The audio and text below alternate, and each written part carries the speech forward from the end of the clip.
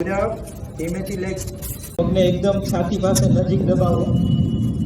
10 9 8 7 5 4 3 2 1. ધીમેથી નીચે આવશું. રેચા ઊંચી લઈ જવી હોય તો પણ સર્વાસન કરવું જોઈએ. ઠીક છે. સર્વાસનમાં શું કરવાનું છે? તમારી દાઢી નીચે લાગેલી રહેશે, હાથ નીચે નહીં આવવા. તમારા પેલ્વિક રિજન નીચે અને ઉપર જવાનો પ્રયાસ કરો. 10 9 પગ ભેગા રહેશે.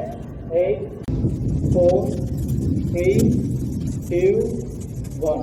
રેચર સ્લોલી આગળ આવશું એન્ડ રિલેક્સ. સીટનો ભાગ નીચે રહેશે, સીટને ઉપર નથી કરવાની. 10 9 8 7 6 5. બંને હાથથી સ્લોલી.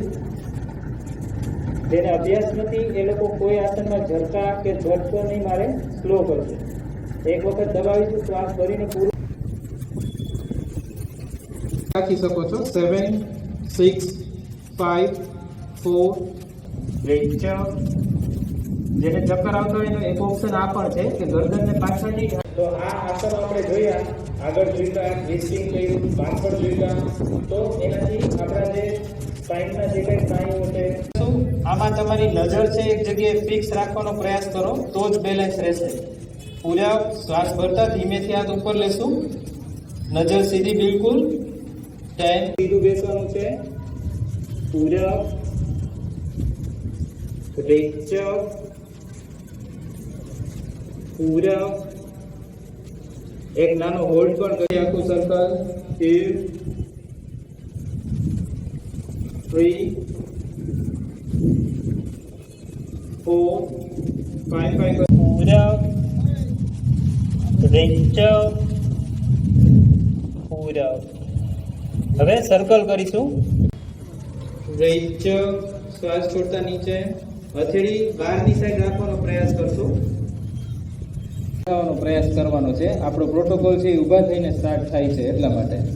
તો બધા પ્રયાસ કરશું પૂરી ઈમાનદારી પૂર્વક. સીધા ઊભા થઈ જશું.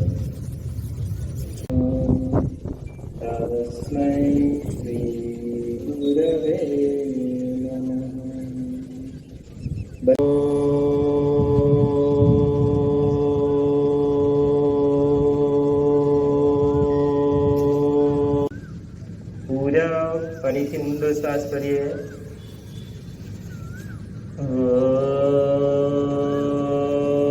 ઓમકાર સહિત રેચક કરીશું.